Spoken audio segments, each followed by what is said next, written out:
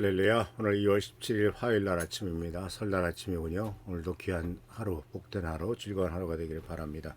오늘 말씀은 신명기 8장 17절에서 나오는 말씀을 다시 한번 또 깊이 생각해 보려고 합니다.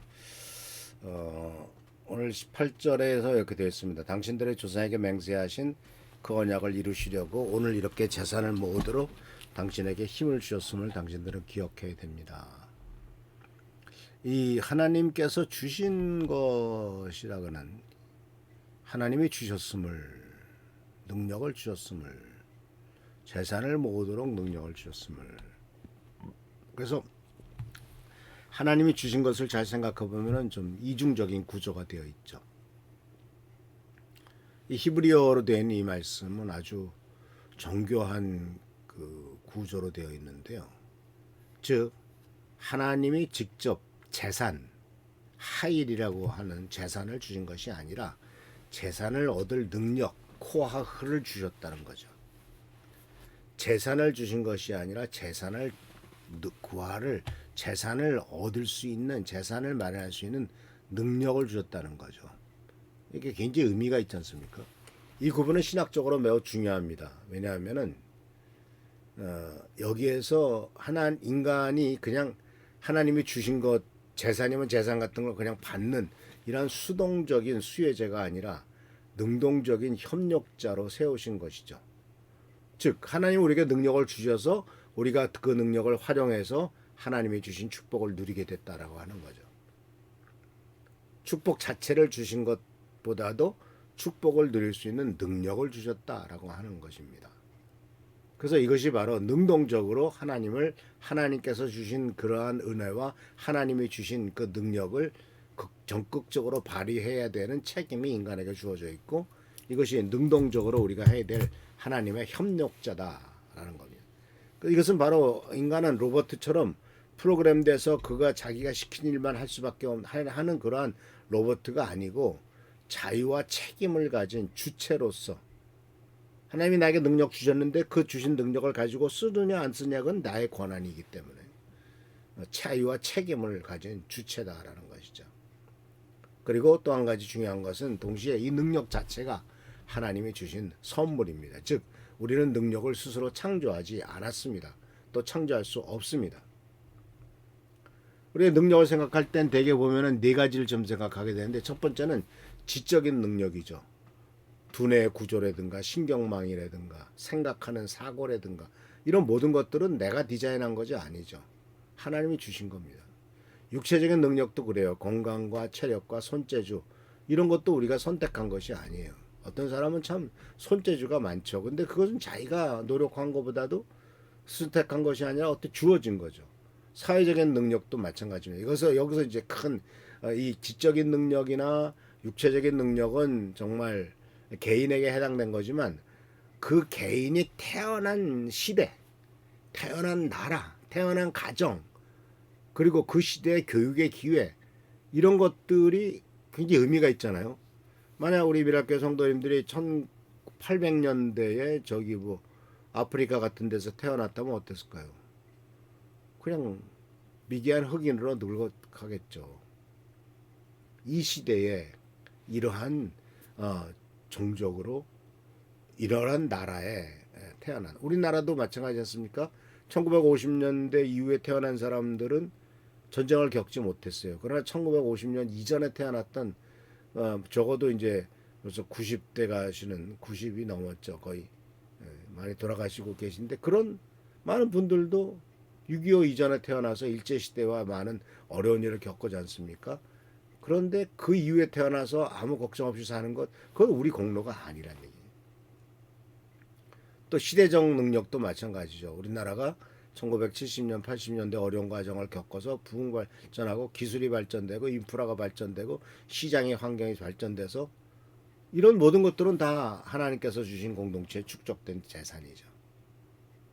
그래서 마이클 샌들은 공정하다는 착각이란 책에서 이렇게 인간이 갖고 있는 능력주의, 나는 내 능력, 사람은 모두가 다 능력이 있고 그 능력에 따라서 한다라고 하는 능력주의의 오만을 비판하죠. 성공한 사람들은 다 자신의 성공이 순전히 자기 노력 때문이라고 하지만 실제로는 타고난 재능과 과적 환경과 사회적 기능 등 수많은 비선택적 요인들이 작용한다는 사실이죠. 많은 훌륭한 사람들이 너무 일찍 시대에 앞서 태어나서 요절하는 경우도 많았습니다. 어제 잠깐 뉴스를 보니까 그런 얘기가 나오더라고요. 그 쇼팽이라든가 유명한 화가들도 그 폐결핵으로 말미암아 일찍 죽었대요. 요새 태어났으면 폐결핵 때문에 죽는 일은 없을 텐데. 근데 16세기, 17세기 그때는 폐결핵에 대한 어떤 약도 발견되지 못했기 때문에 폐결핵에 걸리면 거의 다 죽는 병이었지 않습니까? 그러니까 시대적인 것도 굉장히 큰 영향력이 있는 거죠. 그리고 또 한 가지 우리들에게 이제 오늘 말씀 속에서 우리들에게 가르쳐 주는 것은 바로 뭐냐면 능력을 주셨다라고 하는 말씀 속에서 우리들에게 뭘 가르쳐 주냐면 능력은 주셨지만 그 소유권까지도 넘겨주신 것은 아니다는 얘기죠. 이것이 이제 청지기 신학의 핵심입니다. 청지기는 주인이 아니라 관리인이죠. 재산을 사용하지만 마음대로 처분할 수 없습니다. 주인의 뜻에 따라서 자원을 운영할 책임이 있죠. 달란트 비유에서 이를 적극적으로 표현하고 계시죠. 종들에게 재산을 맡기고 떠납니다. 그것을 마음대로 종들이 운영할 자유가 있어요. 그러나 주인이 돌아와서 회계를 요구합니다. 내가 받은 것으로 무엇을 했느냐? 내게 아니다. 근데 현대 소비사회는 정반대로 말하죠. 내가 번 돈 내 마음대로 써도 되는 거 아니냐라고 말합니다. 그러나 그 내가 번 돈에 대해서 성경은 내가 정말 벌었냐? 아니면은 벌 능력을 하나님이 주셨기 때문에 내가 받은 게 아니냐? 이렇게 물어보고 있는 거죠. 그래서 여기에 이러한 질문은 세금이나 남에게 뭘 주는 거나 환경의 문제나 소비에 대해서 모든 경제적인 윤리에 근본적인 영향을 미치죠. 만약 모든 것이 하나님의 것이고 모든 것이 하나님으로부터 준 것이라면 11조는 관대한 기부가 내 것 가지고 남에게 주는 것이 아니라 당연한 의무이고 또 땅이 하나님의 것이라면 환경을 파괴하는 것은 단순히 자원을 낭비하는 게 아니라 하나님의 것을 마음대로 쓰는 신성을 모독하는 거죠. 그래서 우리가 생각하는 것이 정말 하나님께서 우리들에게 맡겼다라고 하는 우리는 그거 잠시 맡았을 뿐이다라고 한다면 우리가 그렇게 자기가 원하는 대로 자기의 즐거움대로 그렇게 모든 환경이나 돈이나 이런 것들을 마음대로 쓸 수가 없겠죠. 그래서 이런 모든 것들의 결국은 고린도전서 10장 31절에 그런즉 너희는 먹든지 마시든지 무엇을 하든지 다 하나님의 영광을 위해서 하라고 하는 목적론적인 능력에 대해서 이해를 할 필요가 있는 거죠. 그러니까 능력을 주셨다. 그러면 능력을 무엇을 위해서 쓸 거냐? 거기는 궁극적인 방향을 제시하는데 이 모든 행위는 하나님의 영광을 목적으로 해야 된다. 그래서 능력을 인정하는 것 자체를 부정하는 것은 아니죠. 문제는 영광의 최종 수혜자가 누구냐.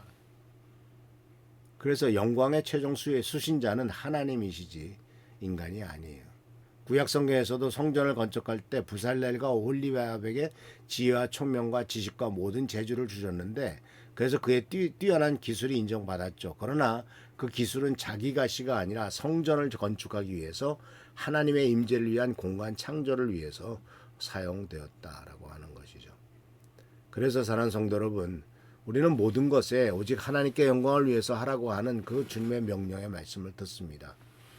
그래서 우리들에게 주어진 물질적인 축복이나 모든 이러한 것들이 다 하나님의 뜻을 위해서 그 언약을 이루시려고 하나님의 뜻을 이루기 위해서 행한다는 사실을 기억하시면서 주님의 놀라운 축복과 은혜를 경험하고 그것을 하나님의 뜻에 합당하게 실천하고 실행하는 우리 귀한 성도들 되시기를 축원합니다. 할렐루야 축복합니다. 기도하겠습니다. 오늘도 주님의 은혜 가운데서 귀한 하루가 시작됩니다. 은혜의 하루 복된 하루가 되도록 하시고 주께 영광 드리도록 인도하옵소서. 주께 감사하고 예수님의 이름으로 축복하며 간절히 기도하옵나이다. 아멘. 오늘도 주께서 함께 하시고 축복하시기를 축원합니다. 할렐루야 축복합니다.